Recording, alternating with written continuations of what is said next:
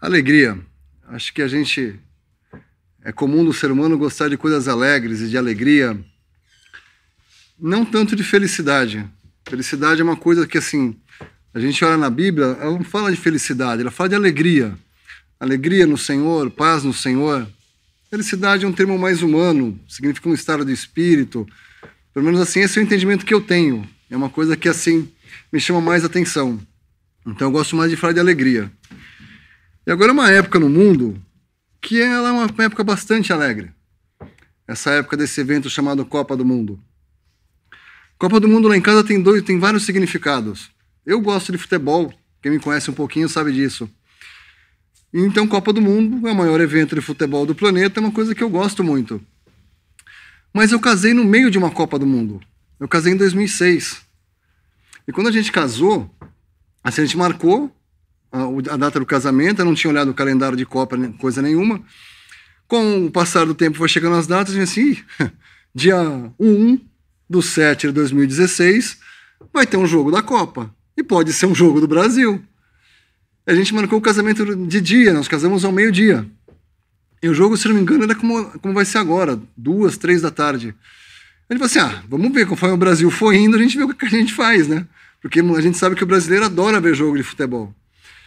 E a gente conversou lá com o lugar onde a gente foi fazer que a gente fez o casamento e a festa no mesmo lugar, era uma chácara distante. Né? Tinha uma capelinha, na época eu não era cristão, não entendia das coisas do Senhor. Tinha uma capelinha, foi lá um padre, foi lá um juiz de paz, logo depois dele, e a gente casou nesse lugar. Naquela semana a gente conversou com a dona do lugar, que disse, olha, se o Brasil passar, vou precisar de um telão, né? No nosso casamento teve um telão, teve o nosso casamento, a festa de casamento e o jogo do Brasil no meio da festa de casamento. No intervalo da festa, do jogo, nós estávamos dançando para a festa. Então, assim, hoje a gente vê casamento, as pessoas distribuindo peruca. No nosso casamento a gente distribuiu o lenço do Brasil, bandeira do Brasil, apito. A gente casou no meio da Copa do Mundo. Então, assim, essa aqui é a nossa 4ª Copa juntos. Hoje, dia 1/7 de 2018, nós estamos casados há 12 anos. Então já gostava de futebol, né? Casei no meio da Copa, então vocês imaginam. Então é interessante quando a gente fala, por exemplo, de Copa do Mundo, né? A gente vê pelas mídias sociais, pelos lugares, pessoas que adoram, pessoas que odeiam. De uma forma ou de outra, o futebol mexe com as pessoas. Aí eu fui fazer um pouco de pesquisa, porque assim, a Copa do Mundo, na verdade, ela não começou agora. Ela não acontece a cada 4 anos. Para vocês terem ideia, nós estamos em 2018. As eliminatórias para a Copa, elas começaram em 2015, ou seja, a Copa 2014, 2015, 2016, 2017, 2018 a Copa. Esse é um evento que ele já vem lá de trás, ele não para, ele é praticamente incessante. Por exemplo, está tendo a Copa esse ano que vem já começa as eliminatórias de novo. Então ele não para, tem sempre jogo de futebol, de seleção.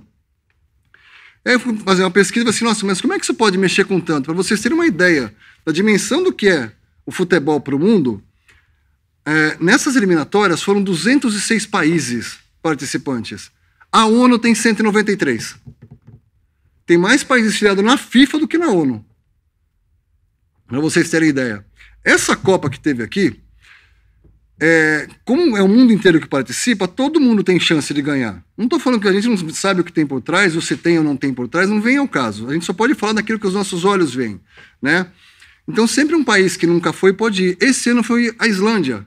É um país que nunca tinha ido na Copa do Mundo. E é um país pequeno, praticamente assim, a população de Limeira, que ele tem 300 mil habitantes, a Islândia. E no primeiro jogo, Islândia e Argentina, 99,4% dos televisores do país estavam ligados a assistir a Copa do Mundo. Praticamente o país inteiro parou para ver o jogo daquele time. E aí me fez lembrar das coisas do Senhor, né? A gente fala tanto do Senhor, que é sempre ao contrário. O mundo vai, tá vendo? Ou seja, ele vai eliminando até chegar um campeão. E aí como para tudo de novo e vamos eleger um outro campeão. O Senhor Jesus é ao contrário.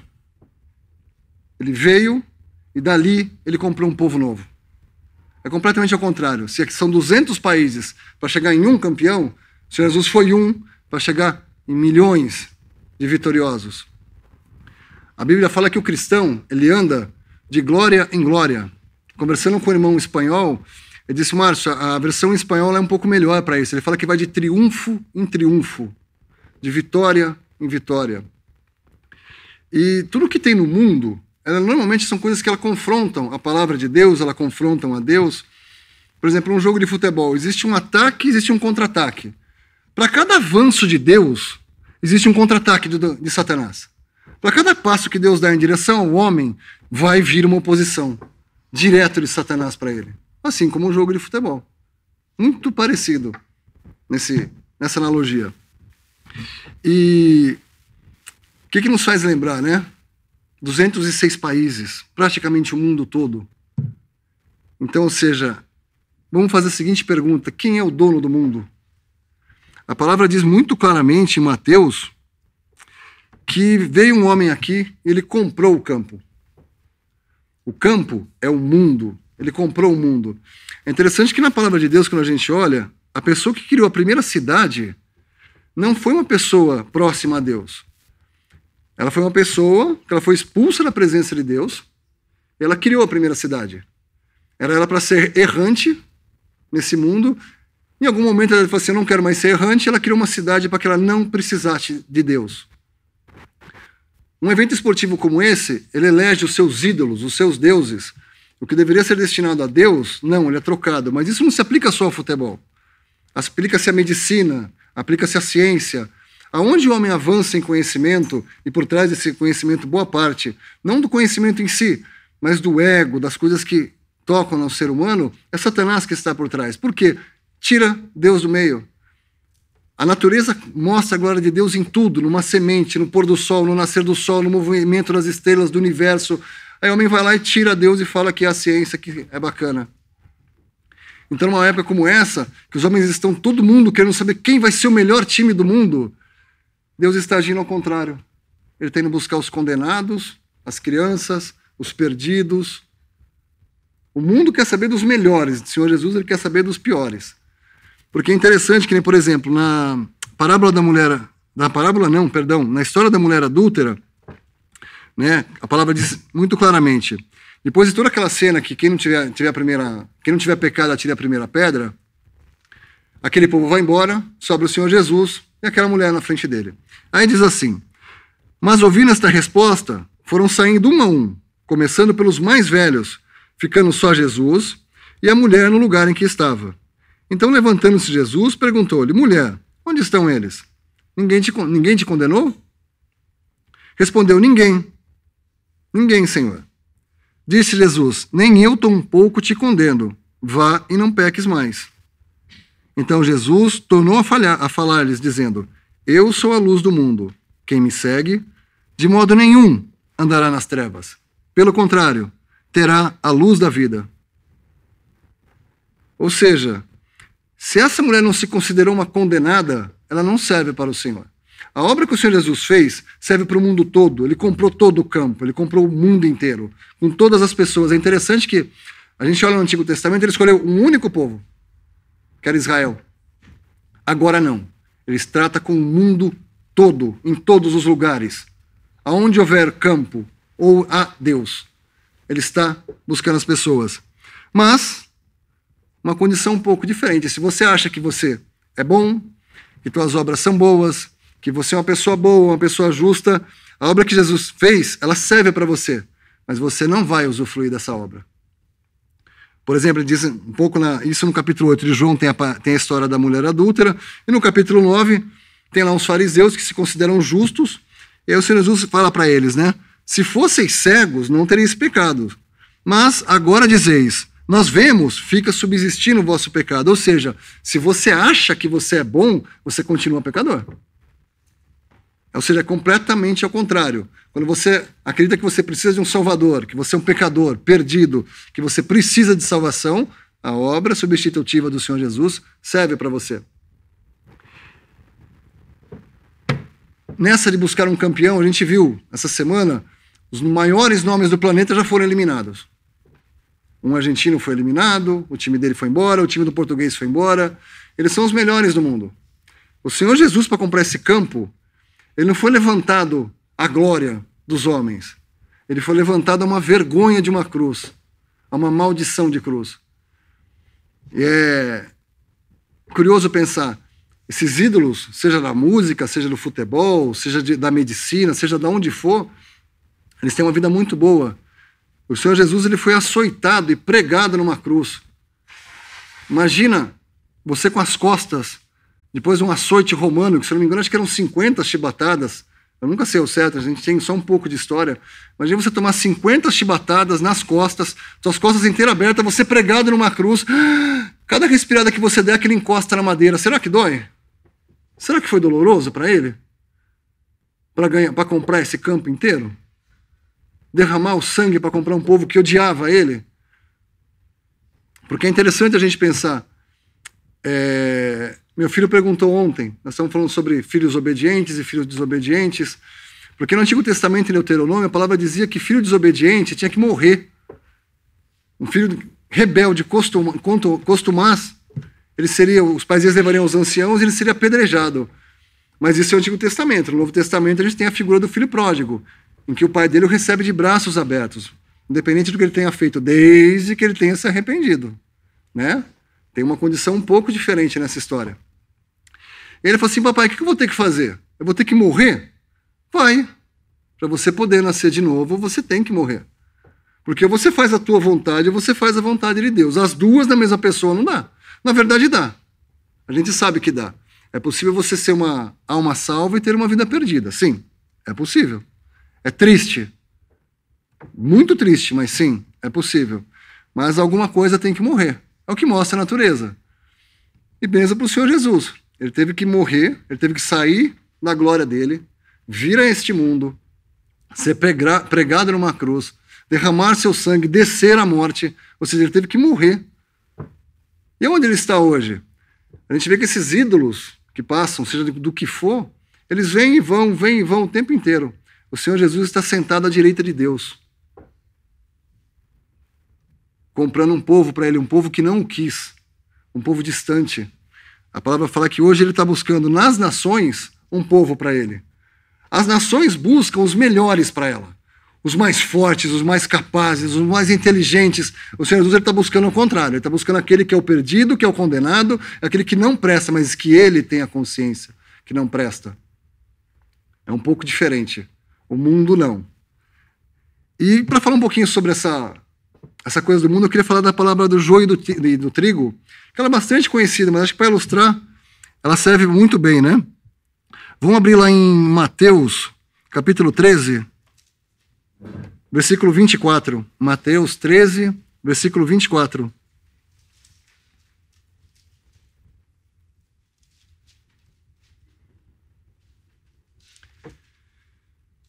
Diz assim: propô-lhes outra parábola dizendo: o reino dos céus é semelhante ao homem que semeia boa semente no seu campo. Mas dormindo os homens, veio o seu inimigo e semeou o joio no meio do trigo e retirou-se. E quando a erva cresceu e frutificou, apareceu também o joio. E os servos do pai de família, indo ter com ele, disseram: Senhor, não semeaste tu no teu campo boa semente? Por que tem então joio? E ele lhes disse: um inimigo é quem fez isso. E os servos lhe disseram: quereis, pois, que vamos arrancá-lo? Porém ele lhes disse: não, para que ao colher o joio, não arranqueis também o trigo com ele. Deixai crescer ambos juntos até a ceifa. E por ocasião da ceifa direi aos ceifeiros: colhei primeiro o joio e atai-o em molhos para o queimar, mas o trigo ajuntai-o no meu celeiro. E aqui ele começa a explicar, depois um pouco para frente, no versículo 34.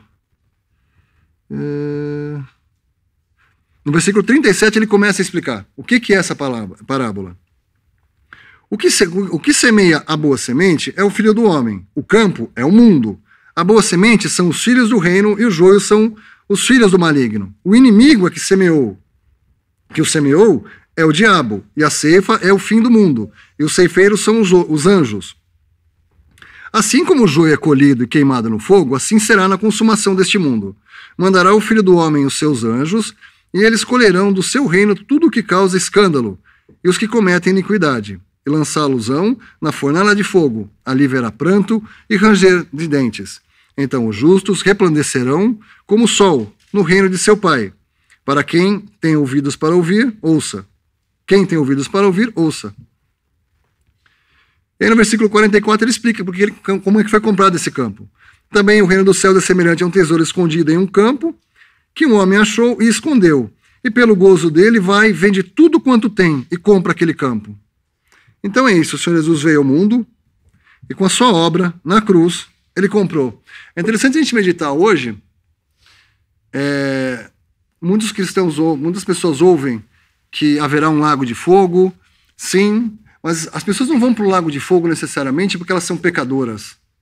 Por incrível que pareça, elas vão para o lago de fogo porque elas estão negligenciando e virando as costas à grande salvação de Deus.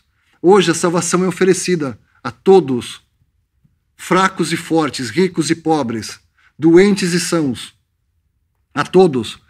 Mas é negar a obra, é negar essa salvação que as pessoas hoje vão para o lago de fogo.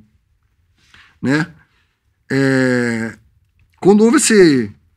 É bom lembrar essa palavra do joio, que quem semeia é o Senhor. Ele fala, o homem.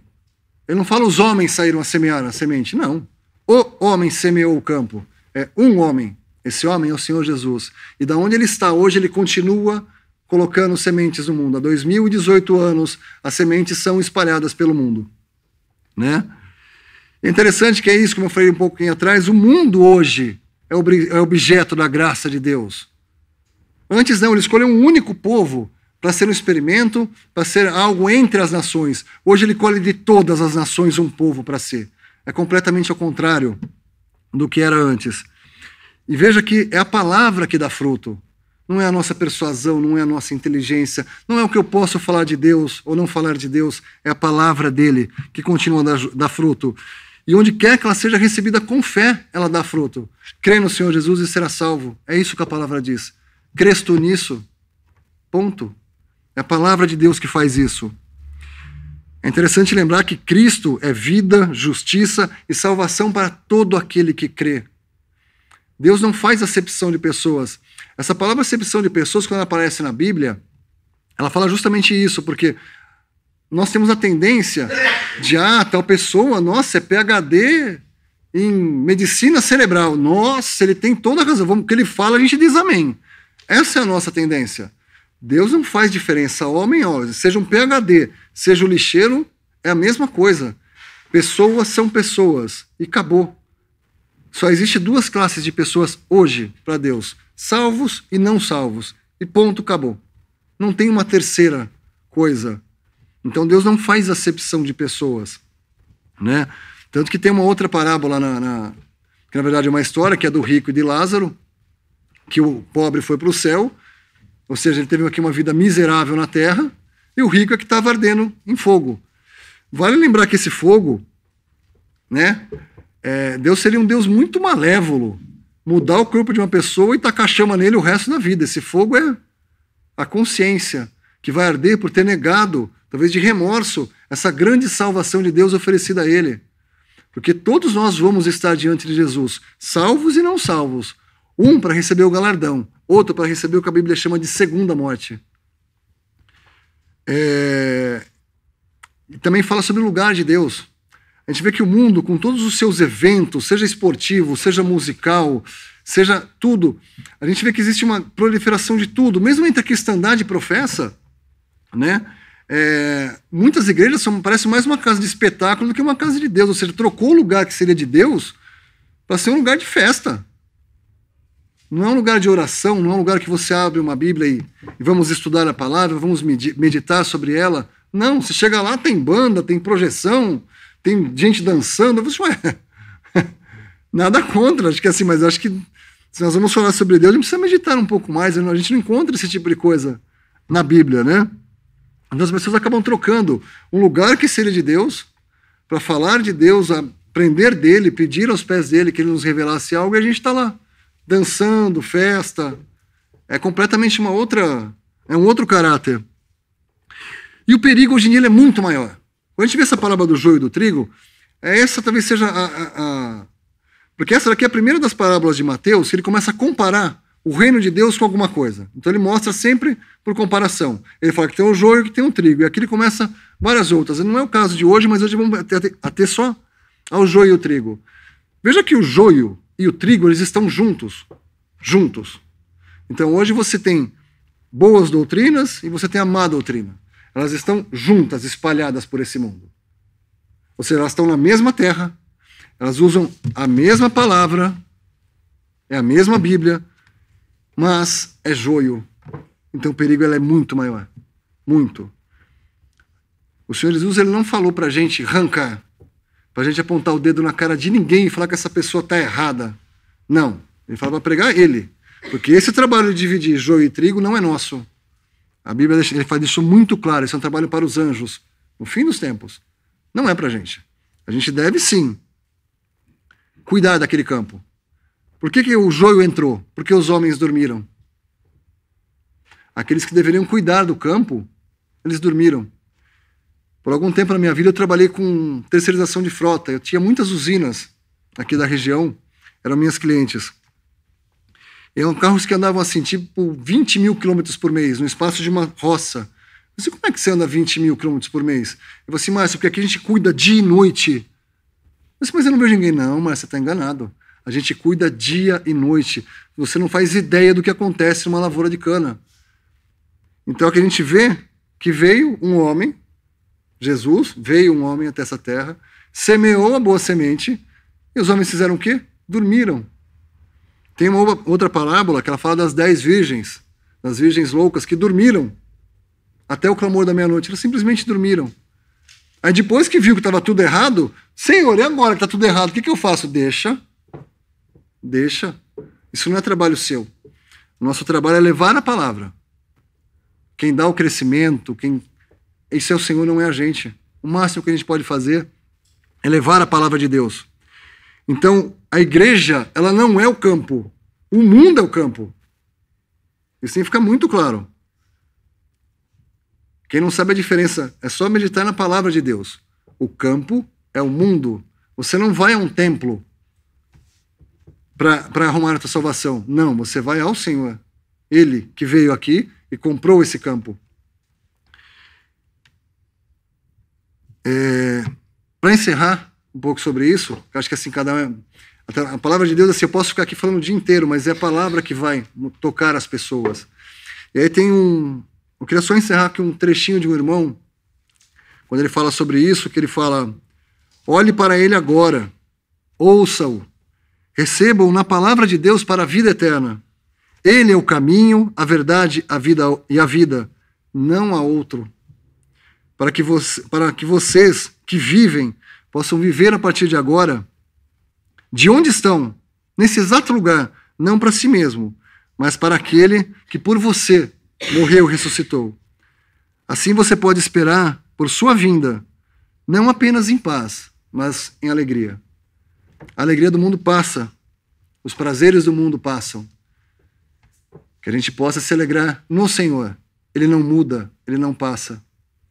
Que o Senhor abençoe sua palavra.